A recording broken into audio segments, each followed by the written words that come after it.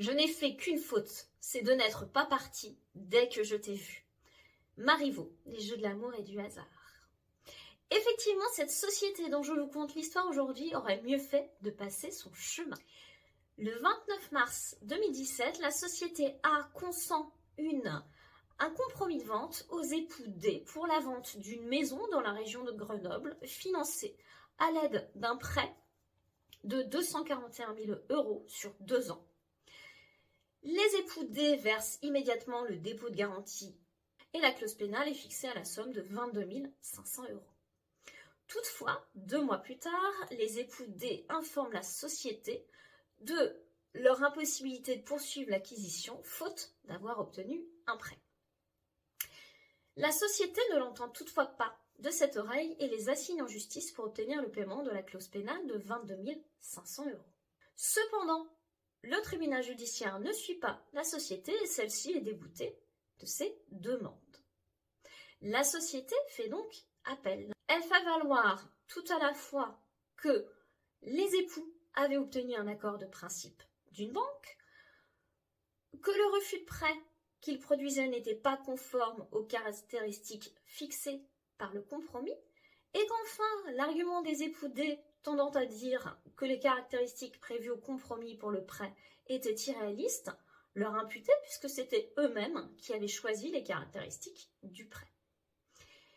La Cour d'appel entend ces arguments. Si elle estime qu'aucune faute ne peut être reprochée aux époux D dans une demande de prêt non conforme aux caractéristiques du compromis, elle retient qu'ils n'auraient pas obtenu de prêt.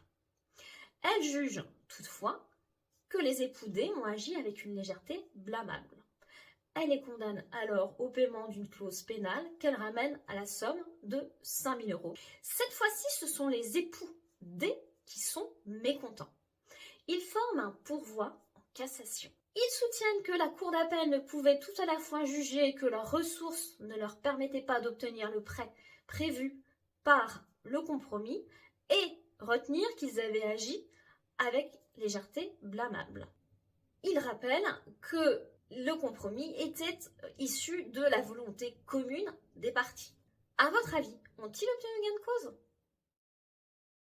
La réponse est oui. Dans cet arrêt du 9 novembre 2023, la Cour de cassation casse l'arrêt d'appel. La Cour de cassation rappelle tout d'abord que la condition suspensive est réputée accomplie à chaque fois que celui qui y avait intérêt en a empêché l'accomplissement. Ainsi, dès lors que la Cour d'appel avait constaté que les époux D ne pouvaient, compte tenu de leur capacité financière, obtenir le prêt, la condition suspensive a défailli sans faute de leur part. Elle ajoute ensuite qu'un accord de principe n'est en aucun cas une offre ferme et définitive de prêt.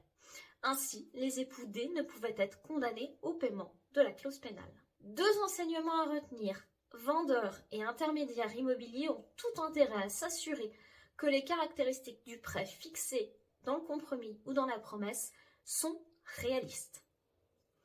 Un accord de principe n'étant pas une offre de prêt, il ne faut pas y voir que le financement a été obtenu ou, à défaut, que la clause pénale serait due. J'espère que ça vous a plu. Et quant à moi, je vous dis à la semaine prochaine pour une toute autre thématique.